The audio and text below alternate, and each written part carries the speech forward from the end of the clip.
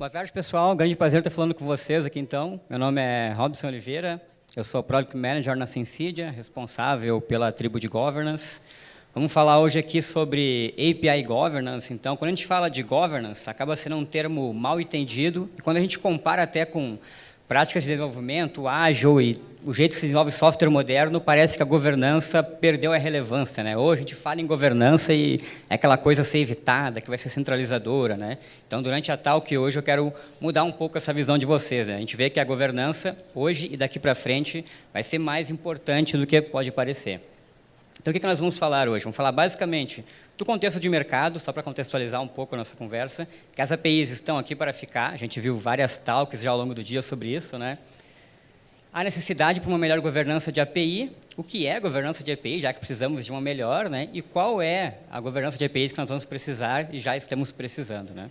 Então, só como um contexto de mercado, né? Já foi batido bastante isso hoje, né? Que cada vez mais o que a gente vê e o que a gente sabe é apenas uma parte do todo. Então, na vida profissional, nos negócios, cada vez mais o mundo está mais VUCA, né? Esse acrônimo já vem se falando há algum tempo e só se intensifica, né? Então, os negócios e o mundo eles estão cada vez mais voláteis, incertos, complexos e ambíguos. Isso só se amplifica, né? Até brinquei com um colega meu por tempo atrás que qualquer palestra aqui do evento podia começar falando isso, que vai fazer sentido, né? Assim, então, realmente a incerteza é a constante, sabe? É constante, só aumenta, né? E nesse cenário de constante transformação, a gente na Sensidia vem vendo o mercado de uma forma e criou alguns direcionadores que servem como base para a gente evoluir nossos processos, produtos, serviços, ofertas, ajudar nossos clientes. Então, esses direcionadores são que toda empresa vai, eventualmente, se tornar uma empresa tech. Então, cada vez mais a tecnologia é o diferencial, o palco, o local a se investir para criar diferenciação. E, se tornando empresas techs, as empresas se tornam mais complexas. Elas estão trazendo uma série de recursos, ativos, tecnologias que antes não existiam. Se tornam tech, se redefinem, muitas estão fazendo isso, e se tornam mais complexas. O segundo direcionador é que o digital é o campo de batalha, é o local onde essas empresas vão se diferenciar. Então, é através do digital. E quando nós falamos através do digital, vem APIs, microserviços, bom desenvolvimento de software, boas arquiteturas de software. Um terceiro direcionador é que o poder dos ecossistemas ele é habilitado pelo pensamento de plataforma. Então, o Kleber, nosso CEO, já comentou isso um pouco hoje de manhã, né? Então, também o Marcílio, cada vez mais as empresas estão buscando se estabelecer como uma plataforma de negócios, como um hub do seu segmento, ou fazendo parte de um, ou ambos. Então, mais e mais tem marketplaces, hubs, plataformas de pagamento, plataformas de adquirência, plataformas de seguro, plataformas de educação. E aqueles que, eventualmente, não estão sendo os consolidadores dessas plataformas, estão fazendo parte de alguma. É necessário construir, então, dado esses cenários, né, o nosso negócio para a mudança. Mas, para construir o negócio para a mudança, é necessário construir o seu software para a mudança. Então, alguns anos atrás, a gente falava que o software, a TI, ela apoiava o negócio, era um ponto estratégico para o negócio. E, hoje em dia, o software ele é o negócio. Então, por isso essa frase, né, para construir seu negócio para a mudança, tem que construir seu software para a mudança.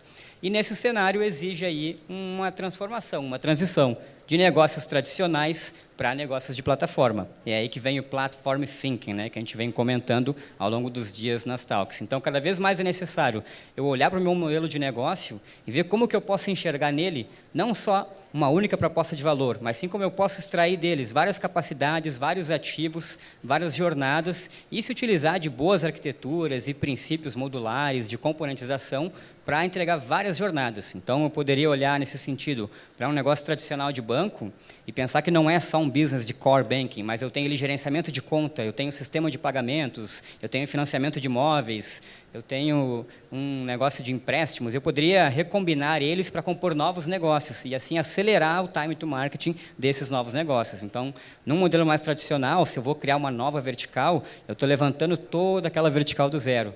Num modelo mais de plataforma, eu vou procurar combinar, recombinar o que eu já tenho, expor daí com boa arquitetura e tecnologias de serviços para acelerar essa entrega para o meu cliente final. E aí esse aproveitar pode ser interno ou externo, talvez para levar um sistema de pagamento ao ar, eu vou utilizar gerenciamento de conta que eu já tenho, um outro serviço de avaliação de risco, vou conectar um parceiro de análise de fraude, e assim eu vou combinando e recombinando. Então, esse é o Platform Business, né?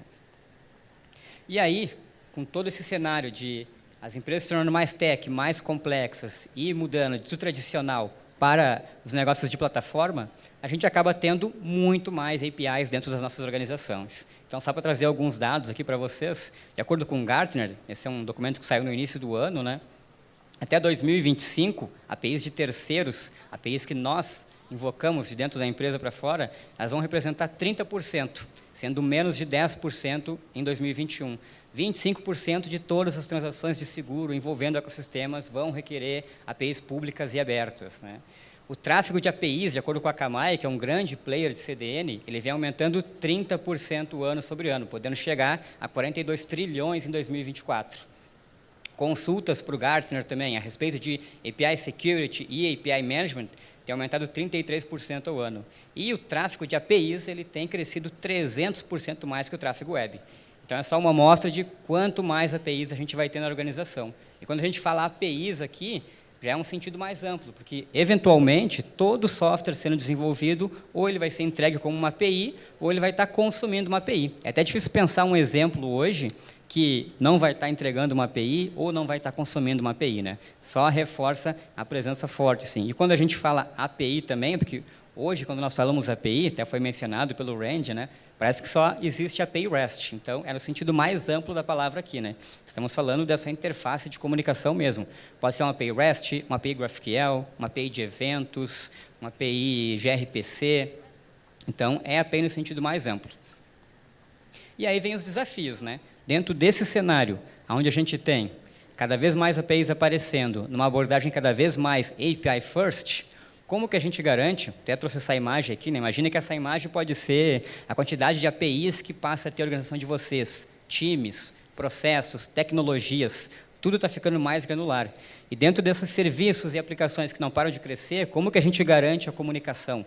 Como que a gente sabe que políticas de segurança estão sendo seguidas? Como que a gente empodera os nossos times com tecnologias e com ferramentas para que eles possam resolver os problemas, evoluir essas plataformas e, por consequência, colocarem mais APIs em produção, porque isso só para, né? Não para de crescer. Como que eu tenho visibilidade, né? O próprio desenho que eu coloquei aqui de forma lúdica já pressupõe que eu tenho visibilidade de todas essas aplicações e como que elas se conectam, que hoje é uma coisa extremamente difícil de se ter, né? Então, montar um desenho desse já é algo bem sofisticado, né? E como que eu faço tudo isso enquanto eu ainda mantenho o meu negócio ágil? Então, tudo isso reforça também que a gente está tendo uma grande transição de modelo centralizado para distribuído. E aí a transição em termos de times, processos e tecnologias. Então, a gente tinha empresas com aplicações muito grandes e monolíticas, uma única aplicação fazendo uma série de coisas, começa-se a quebrar mais essas aplicações em APIs e microserviços. A gente tinha empresas muito hierarquizadas, com grandes departamentos, começam a se criar squads, tribos, guildas, times multidisciplinares, e vai se distribuindo também. E aí processo para acompanhar esse movimento. Só que com todo esse movimento, distribuir tudo isso também não é uma tarefa fácil. A gente distribui e quebra em pequenas partes para ter mais agilidade, logo eu tenho tantas pequenas partes que eu já não sei mais como coordenar. E aí também vem algumas palavras aí de hype agora que vem surgindo para ajudar nisso, né? Então, aplicações começam a se distribuir mais e mais, vem esse se mexe, vai dar um pouco mais de controle, segurança, controle de tráfego e até governança. Aplicações se distribuem, começa a ter um uso mais crescente também de event-driven, de eventos, de arquitetura orientada a eventos, e aí as empresas já não estão ficando mais restritas a uma única tecnologia, começam a abordar várias tecnologias distintas de eventos, e aí vem Event Mesh para organizar isso um pouco mais também. E já que as aplicações se distribuíram e os eventos também, com os dados não ia ser diferente. Se vocês tinham um banco de dados antes na empresa, agora passam até dezenas, centenas de bancos de dados. Vem aí Data Mesh para ajudar nessa abordagem. O mesmo vale aí para esse Everything Ops que vem surgindo, né? A gente tem hoje ML Ops, Data Ops, Design Ops, API Ops, né? Uma série de abordagens que, quando a gente começa a distribuir esses processos, a gente vê que o ambiente está crescendo, ficando complexo, precisa de algo mais cross na organização, entre as disciplinas para organizar. E tudo isso vem entregando mais APIs para dentro da organização de vocês. E aí vem a necessidade de uma melhor governança, porque com toda essa distribuição de tecnologia, de APIs, de serviços e de times, como que eu consigo garantir que tudo está evoluindo ao passo que a gente precisa, né? Então, mais alguns dados, né? Que precisando de uma melhor governança de APIs, quais são os desafios hoje da governança de APIs? Então, aqui são alguns números também do Gartner e do State of API Security da SALT, onde eles fizeram uma pesquisa e 83% das empresas responderam que eles não têm confiança se o inventário de APIs deles é completo. 86% responderam que eles não sabem quais APIs expõem dados sensíveis e quais APIs não expõem, né? Em contrapartida disso, 40% respondem que atualizam seus catálogos semanalmente, as suas APIs. Então, atualiza semanalmente, eu não tenho confiança se eu sei tudo que existe e também não sei quais expõem dados sensíveis ou não. Também há uma dificuldade de entender se uma API ou um serviço para de funcionar, qual que é o impacto? Se eu tenho uma interrupção, se eu tenho um incidente de segurança. E, para completar o quadro, né, do desafio, o ataque às APIs, né, hackers e ataques maliciosos têm aumentado 671%, em contraste aos 300% do tráfego de API. Então, são grandes desafios. E antes da gente avançar um pouco mais, diante disso, né, o que é API Governance, então? Então, eu até quis trazer essa frase aqui, que a gente costuma ter, né, como a gente fala governança, costuma vir em mente que é um time central de TI, numa torre de marfim, que vai definir um monte de políticas que toda organização tem que seguir. E, nesse contexto distribuído que a gente vem comentando, é basicamente um modelo que tende a ser gargalo para as demais partes da organização. O definir políticas e os times não cumprem ou nem conseguem ter certeza se está sendo cumprido ou não. E não é disso que a gente está falando quando nós falamos de API Governance e, principalmente, da necessidade de uma melhor governança de APIs.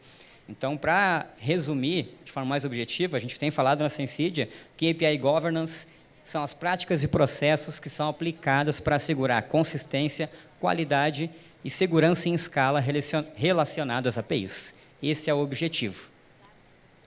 Dentro desse cenário, a governança ela pode aparecer em muitas formas. Então, não é central ou descentralizada ou distribuída, mas pode ser as três, dentro de uma mesma organização. Depende muito das necessidades de cada serviço, aplicação, produto, time, unidade de negócio.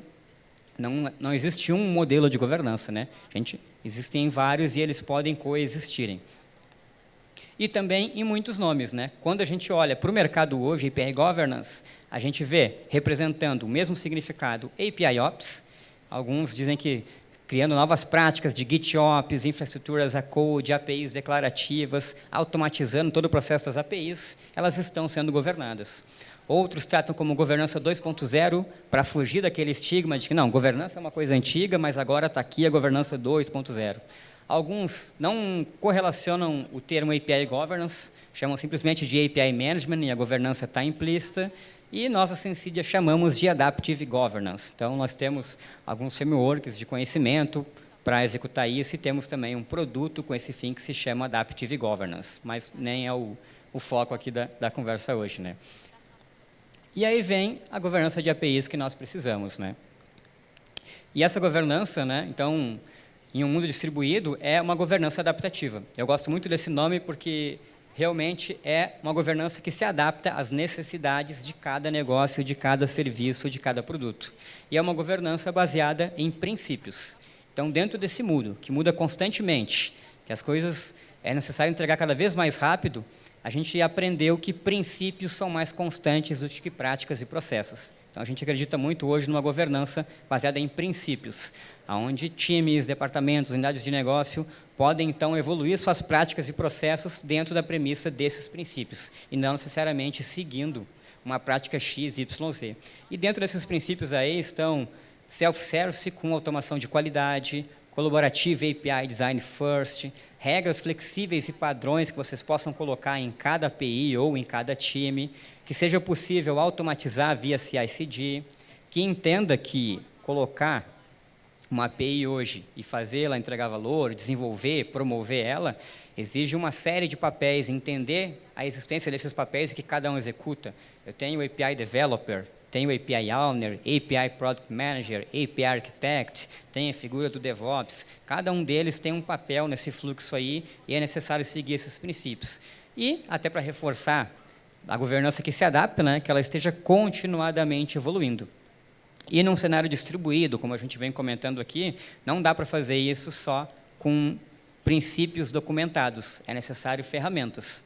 E é aí que vem até o losango em laranja ali, que é necessário que isso seja garantido por uma plataforma de APIs ou governança. Então, é ela que vai garantir e dar esse auxílio, onde a gente consiga ter um gerenciamento centralizado e uma execução distribuída, seguindo esses princípios.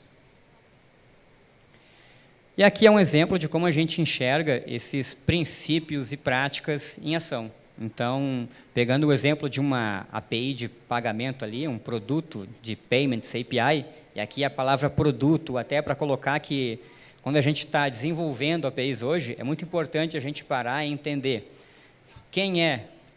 qual é o objetivo dessa API, para qual cliente de jornada de valor ela está sendo desenvolvida, quais são os impactos dela, realmente tratar de uma forma mais ampla, né, centrada realmente no usuário que vai consumir aquela API. Por isso até a palavra product ali. E dentro desse cenário, é necessário entender quais são os passos hoje, processos que são necessários para o meu business para levar essa API em produção. Aqui eu botei um exemplo muito simples, que é API Design, promoção para desenvolvimento, promoção para UAT, staging, né? Promoção para produção. Então, isso aí pode variar de API, de time, de empresa, de organização. Então, a gente pode ter N fluxos diferentes para cada API. E esse é um ponto bem forte da governança de APIs que nós vamos precisar daqui para frente. É um olhar para cada necessidade de cada API. Então, de repente, eu tenho uma API que ela tem um alto grau, exige tem muitos requisitos de segurança, outras não têm tanto. É necessário a gente garantir a consistência, a qualidade e a segurança no nível que a API precisa. Quando a gente faz isso em nível de departamento, de organização, ou tenta definir um único padrão, ou a gente vai criar gargalo para APIs que não têm essa necessidade, ou a gente vai baixar a régua da exigência e APIs que são críticas não vão estar sendo validadas.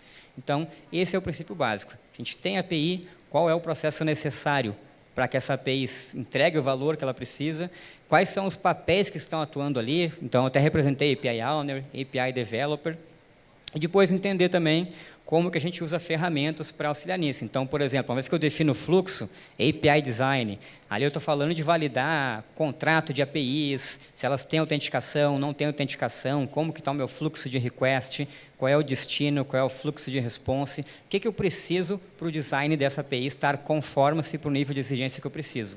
E aí, de novo, né, API no nível mais amplo. Eu posso estar validando um contrato com OpenAPI, com REST, com GraphQL, com gRPC, são N fatos, né? Validando políticas, né? Depois, promoção para os ambientes, aonde eu só vou avançar para o próximo ambiente se para o próximo estágio, como eu coloquei aqui, se o estágio anterior já foi cumprido, ou se eu vou passar por algum estágio sem ter esse nível de conformidade, eu posso ter aprovação. Se eu posso fazer esses relacionamentos via CI/CD, via código, então, cada vez mais escalável hoje, né, todos os times estão se apoiando em ferramentas de automação, colocando cada vez mais a configuração das suas aplicações, o desenvolvimento, a evolução em código, versionando, para quem é mais técnico, né, então operando via pipelines de continuous integration e continuous deployment. E, por fim, expondo isso num developer portal, seja interno ou externo. Então, talvez alguma empresa esteja com um driver para criar um marketplace, estabelecer um hub, vai expor isso num developer portal. Alguns vão fazer mais para uso interno, igual vai para um interno ou API portal. Então, esse é um desenho desses princípios em ação, é o que a gente procura promover hoje dentro da Sensidia, na forma de frameworks em professional services ou na forma do produto também, adaptive governance. E esse cenário também, a gente tem ele não somente uma vez, mas muitas vezes, né? Então, na prática, o que as organizações têm hoje não é o fluxo de uma API, mas é dezenas de fluxos. Então, a gente tem vários times trabalhando em várias APIs e cada API tem esse fluxo. Então, cada API pode ter um diferente tipo de validação de contrato, cada API tem dependências e impactos diferentes, cada API tem um tempo de release, um tempo de versionamento diferente, e a governança que a gente precisa é uma governança que entenda essas diferenças. Então, mais e mais, a gente foge desse modelo central, onde eu defino uma única regra, defino uma única política e os times têm que seguirem. A gente entende que o nível é de acordo com cada serviço, de acordo com cada business model e de acordo com cada API. E aí uma coisa que frequentemente é nos perguntado, principalmente para nós que somos do time de governança, né, é quando é o momento certo de investir em API Governance. Então, as empresas procuram bastante a Sensidia para a sua estratégia de APIs, para a sua estratégia de transformação digital, para a sua estratégia de modernização, e tudo isso envolve o desenvolvimento de aplicações, microserviços, modernização de RPs, legados, a quebra de aplicações existentes, às vezes é só a organização de aplicações que já existem, e sempre vem essa pauta, né? Parece que passa o entendimento, né, de que, assim, quando que eu preciso começar a investir em governança de APIs? É quando eu já tenho 10 APIs? É quando eu tenho 20? É quando as minhas APIs têm um volume X de requests e transações? É quando eu tenho 10 times, né? Então, a gente costuma dizer que é no momento zero. Sim. Então, uma vez que você tem já definido um horizonte para onde você está indo, e a complexidade desse horizonte não vai baixar, a governança ela começa no momento zero. Às vezes, quando a gente fala que é no momento zero, pô, mas eu preciso definir todo um conjunto de políticas agora, uma grande estratégia, sendo que eu estou colocando uma API no ar. E aí, não. Aí você precisa definir algumas questões já. Contratos de API, políticas de autorização, autenticação. Então, é no nível que essa API precisa e que isso possa ser adaptado. Então, basicamente, essa é uma mensagem final que eu queria passar aqui, né? Então, a governança de APIs vai ser cada vez mais relevante. Ela começa no momento zero da jornada, porém, não como algo extremamente complexo, né? Começa simples até para ajudar a garantir consistência, qualidade e segurança relacionadas às APIs. Era isso, pessoal. Obrigado a todos aí.